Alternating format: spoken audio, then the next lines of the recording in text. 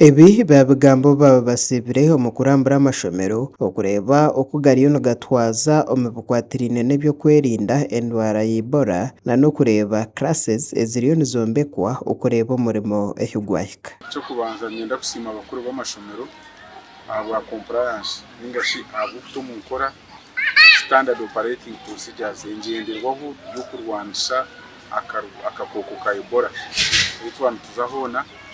Most of the schools in a hand washing facility, hariho sabuni, hariho sanitizer, so message y'enegye okugira monitoring eitwakora as an inspector of schools.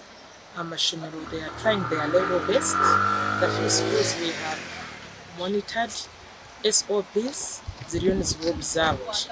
Aba tibakomaho bagaruka barabura abo boona bakuru b'amashomero abatakatiire mu nkora engenderwaho egi ngu amateeka nigaija kubakoraho nk'oku garikuragiira.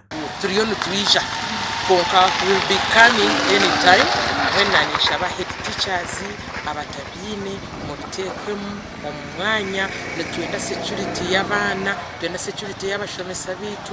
We want to keep shining. Bamwe ahari bakuru b'amashomero abitwagambaho nabo aha bikwatiraine n'ekirwaire kya Ebola omu mashomero nabo hiine ebi batushoborora. Ekikwatiraine Ebola abaana tubasensitizingire SOPs ntuzobuzavinga amaizi g'okunaaba gari aha points ziri different classes dormitories main gate tukozesa na sanitizers na every assembly abaana ntubagambira hari Ebola. Twine containers zo kunabiramu nk'ishomero kandi ziba ziri muri code amaizi nagagara muri code soap kandi twine na sanitizer buri umwe kwizo mu ishomero tumusanitizinga oga ha gate mu staff room mu office even at the kitchen. Mukuru w'ishomero erya Nyabubare Secondary School yatushoborera ngu ahabwe enamba y'abeegi okuba nyingi biine ebizibu bitari bimwe na bimwe ebirimu abashomesa, library hamwe n'ebindi. Obudemezo butwine enamba ei twine y'abaana nimpango nekira facilities ezitwine especially library ninkye konka ebitabo tubyine computer lab ninkye twine computers nkye na laboratory.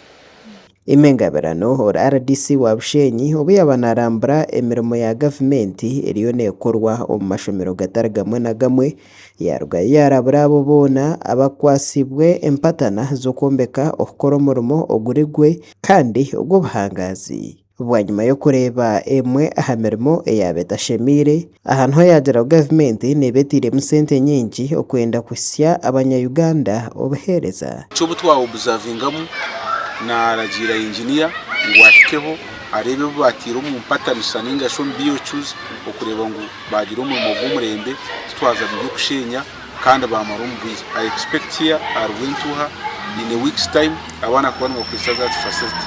Makuru aga gashakwa Olivia Nasasira omuri Bushenyi.